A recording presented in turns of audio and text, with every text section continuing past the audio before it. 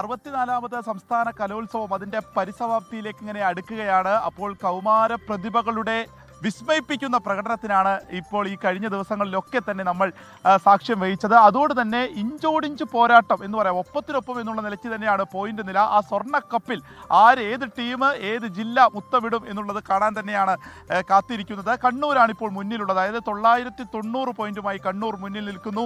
രണ്ടാമതായി തൃശ്ശൂർ ജില്ല തന്നെയാണ്. തൃശ്ശൂർ ജില്ലയ്ക്ക് 983 പോയിന്റ് ആണെങ്കിൽ തൊട്ട് പിന്നിൽ പാലക്കാട് കോഴിക്കോടിനെ മറികടന്നെത്തി. അങ്ങനെ 982 പോയിന്റ് പാലക്കാടിന്, 981 പോയിന്റ് കോഴിക്കോടിന്. അങ്ങനെ ഓരോ പോയിന്റ് വ്യത്യാസത്തിലാണ്. അതുകൊണ്ട് തന്നെ ഇന്നത്തെ എല്ലാ മത്സരങ്ങളും വളരെ നിർണായകമെന്ന് തന്നെ പറയാം. ഇന്ന് നാടോടി നൃത്തം, ഒപ്പം തന്നെ കുച്ചിപ്പുടിയുണ്ട്, സംഘഗാനം, ഉറുദു സംഘഗാനമുണ്ട്, വഞ്ചിപ്പാട്ടുണ്ട്. ഇതൊക്കെയാണ് പ്രധാന ഐറ്റങ്ങളായി പ്രധാന വേദികളിൽ നടക്കാനുള്ളത്. ഇത് ഞാൻ നിൽക്കുന്ന ഒന്നാമത്തെ വേദിയിലാണ്. ഇവിടെയാണ് ഇന്നിപ്പോൾ നാടോടി നൃത്തം നടക്കാൻ പോകുന്നത്.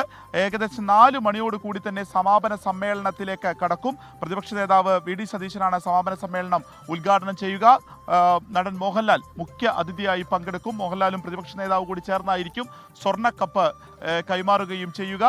അപ്പോഴേക്കും എല്ലാ ആളുകളും ഈ ഒന്നാമത്തെ വേദിയിലേക്ക് എത്തിച്ചേരും. അതിനുശേഷമായിരിക്കും പിന്നീട് ചടങ്ങുകൾ നടക്കുകയും ചെയ്യുക. അതിനുള്ള എല്ലാ ഒരുക്കങ്ങളും പൂർത്തിയായിരിക്കുന്നു. വളരെ സമാധാനപരമായി വളരെ നല്ല രീതിയിലുള്ള ഒരു ക്രോഡീകരിച്ചുകൊണ്ടുള്ള ഒരു കലോത്സവം കൂടിയാണ് ഈ സമാപിക്കുന്നത്. അതിൻ്റെ എല്ലാ ആവേശവും ഉണ്ടായിരുന്നു. കഴിഞ്ഞ ദിവസങ്ങളിൽ പ്രത്യേകിച്ച് ഇന്നലെയൊക്കെ അത്രയേറെ ജനപങ്കാളിത്തം ഓരോ സ്റ്റേജിലും, വൃന്ദവാദി നടക്കുന്ന സ്റ്റേജിലടക്കം പൂർണ്ണമായും ആളുകളുടെ ഒരു ജനപങ്കാളിത്തം നമ്മളെ അതിശയിപ്പിക്കുന്ന കാഴ്ചയാണ് തൃശ്ശൂരിലുള്ളത്. അപ്പോൾ അല്പസമയത്തിനകം തന്നെ 8:30 കൂടി തന്നെ ആദ്യ മത്സരങ്ങൾക്കൊക്കെയുള്ള ഒരു തുടക്കം ആവുകയും ചെയ്യും.